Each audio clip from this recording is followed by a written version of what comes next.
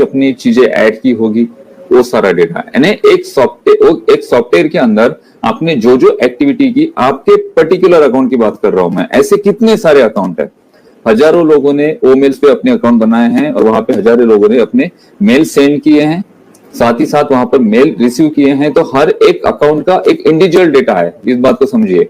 मेरे अकाउंट का data individual है, अजय जी के अकाउंट का डेटा इंडिविजुअल है, भाटकर जी के, दीपिन भाई के अकाउंट का जो डेटा है इंडिविजुअल है, क्योंकि वहां पे उनकी एक्टिविटी के थ्रू वो डेटा जनरेट हुआ है, वो सारा डेटा माइग्रेट हो रहा है, वहां पे कुछ मिसमैच नहीं होगा। क्योंकि जब हम माइग्रेट हो जाएंगे और मैंने अगर किसी को मेल सेंड किया है तो वो मेल मेरा फॉरवर्ड में वहां पे होना चाहिए।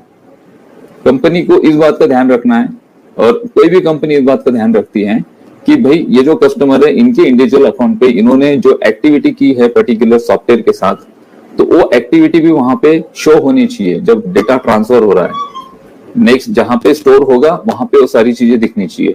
तो ओ मेल में ये सारी चीजें हैं। उसके बाद ओ ट्रिम पे हम चलते हैं।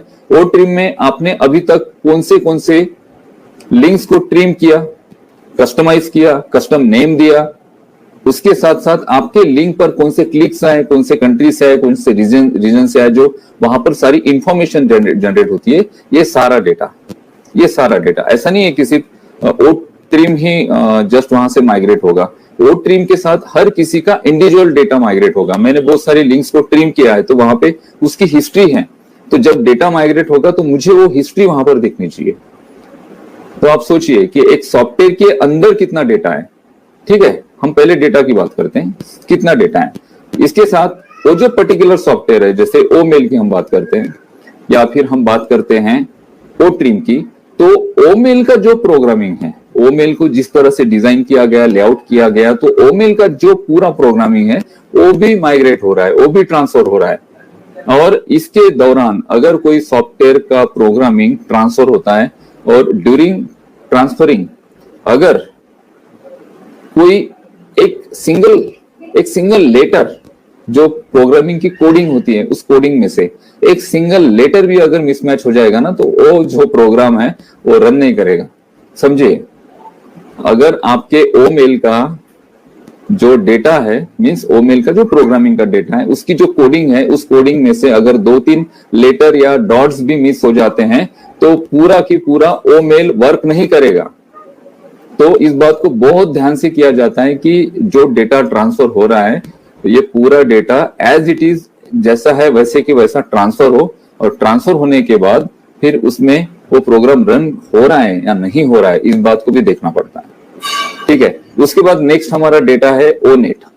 ओनेट पे बहुत सारे लोगों ने अपनी प्रोफाइल्स बनाई हैं, अपने नाम वहां पर है, उनके फोटोज वहां पे उन्होंने प्रोफाइल फोटो में लगाए हैं। साथ ही साथ बहुत सारे लोगों ने वहां पे पोस्ट की है, वहां पे किसी ने पॉडकास्ट क्रिएट किया होगा, रिकॉर्डिंग की होगी अपनी वॉइस की, पॉडकास्ट है वहां पे। साथ ही साथ वहां पे बहुत सारे लोगों ने ब्लॉग्स बनाए हैं, बहुत सारे लोगों ने अपने फोटोज और कुछ पोस्ट वहां पे की है।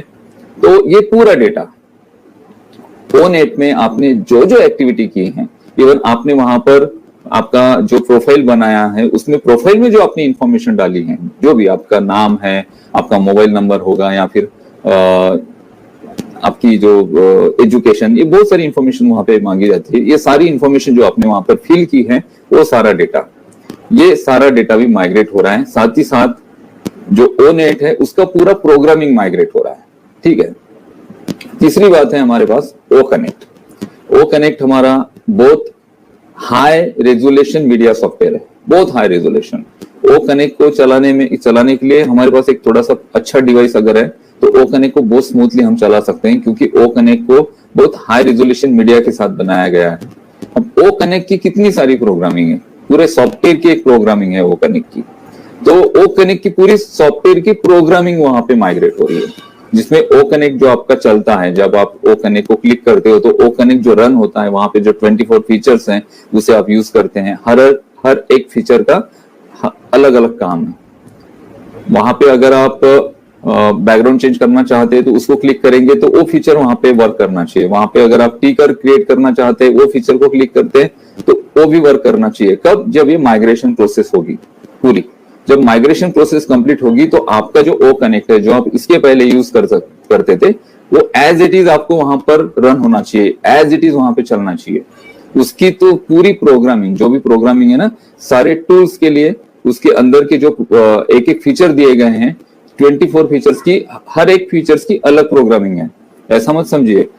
ओ कनेक्ट खुद एक प्रोग्राम है, और ओ कनेक्ट में बहुत सारी प्रोग्रामिंग की गई है।